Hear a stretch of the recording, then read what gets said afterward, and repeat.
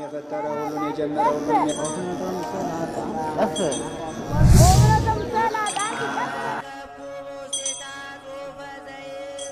በውስጧም እንዲህ የሚል ጽሑፍ አገኘው።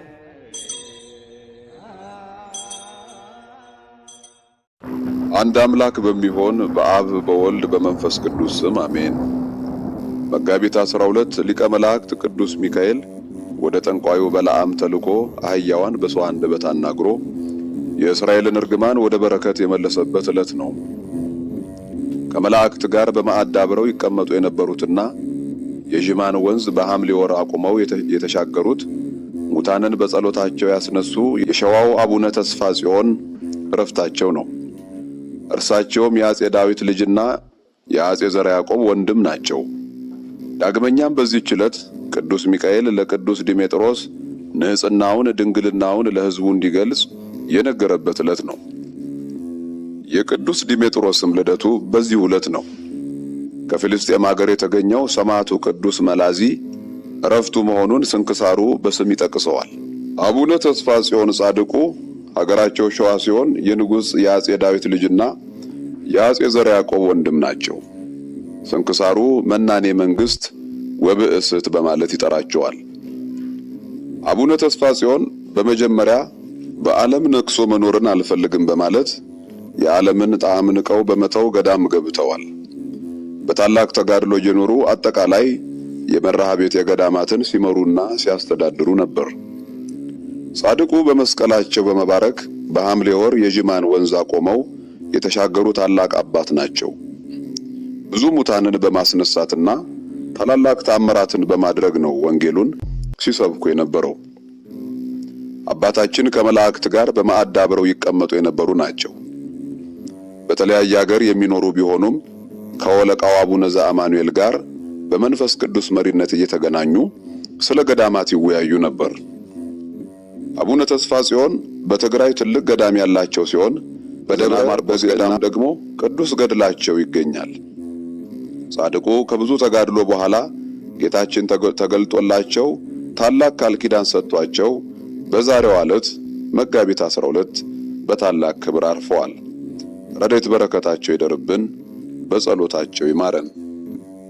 ቅዱስ ዲሜጥሮስ ተካሌ ወይን፣ ዲሜጥሮስ ማለት መስታወት ማለት ነው። ይህም ታላቅ ጻድቅ ለአባቶች ሊቃነ ጳጳሳት 12ኛ የሆነ የእስክንድርያ ሊቀ ጳጳሳት ነው። ከአባቱ ከአርማስቆስና ከእናቱ ኢላሪያ መጋቢት 12 ቀን ተወለደ። አስቀድሞ መጻሕፍትን ያልተማረ ሕዝባዊ ገበሬ ስለነበር በወላጆቹም የወይን አትክልት ቦታቸው ይሰራ ነበር። በትንሽ ዕድሜውም ልዕልተ ወይን የምትባል ሚስት አጋቡት። እርሷም ያጎቱ ልጅ ነበረች።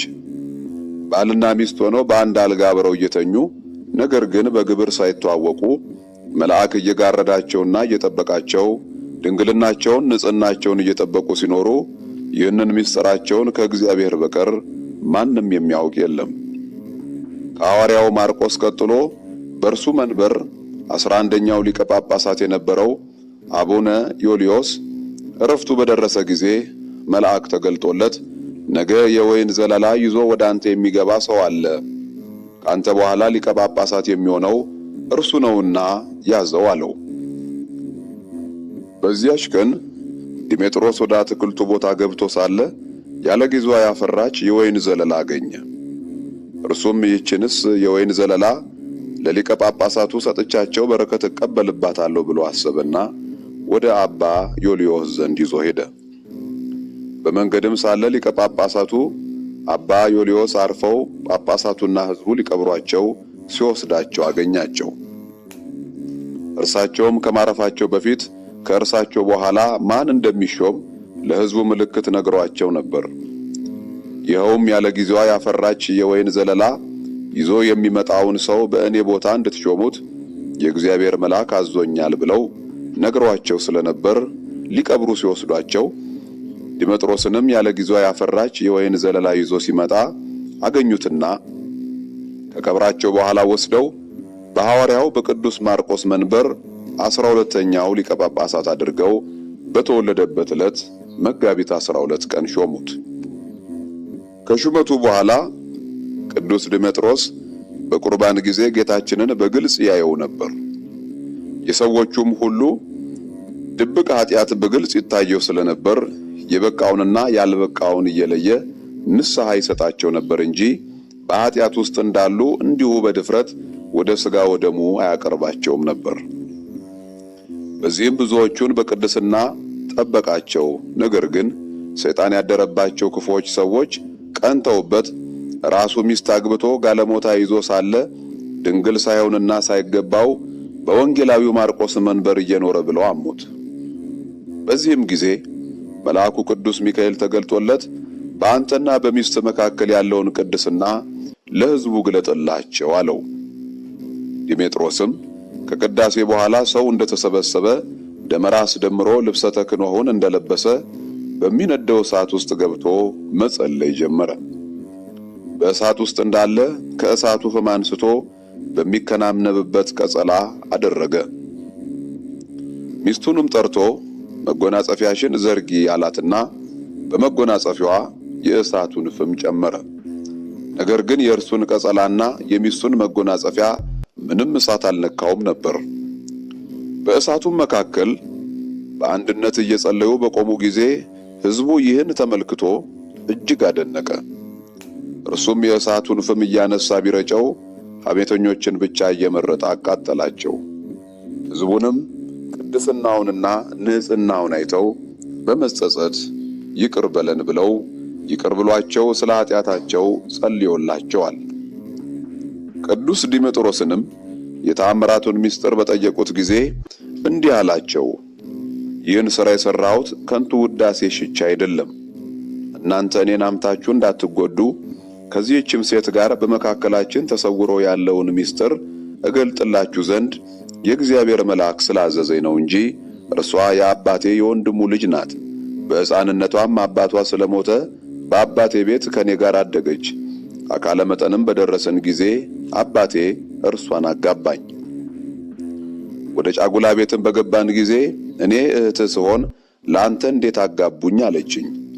እኔም የምትፈቅጂ ከሆነ ድንግልናችንን ጠብቀን በአንድነት እንኑር፣ ይህንንም በመካከላችን ያለውን ምስጢር የሚያውቅ ማንም አይኑር አልኳት።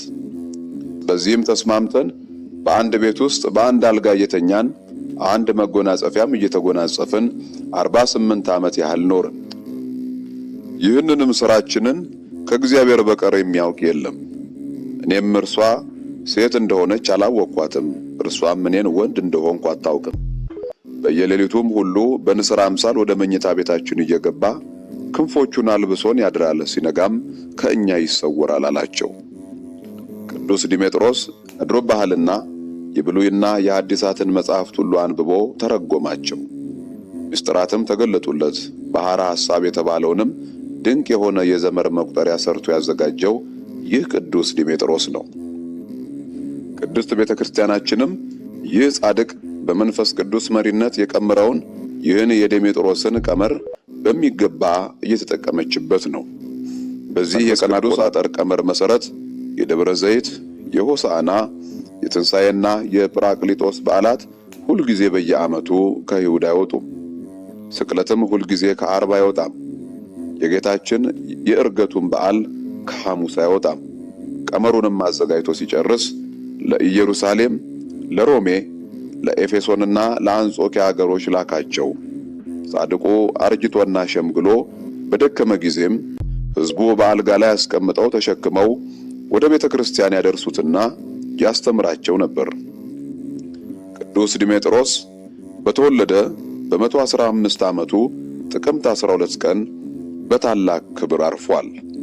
የቅዱስ ዲሜጥሮስ ረድኤት በረከቱ ይደርብን፣ በጸሎቱ ይማረን።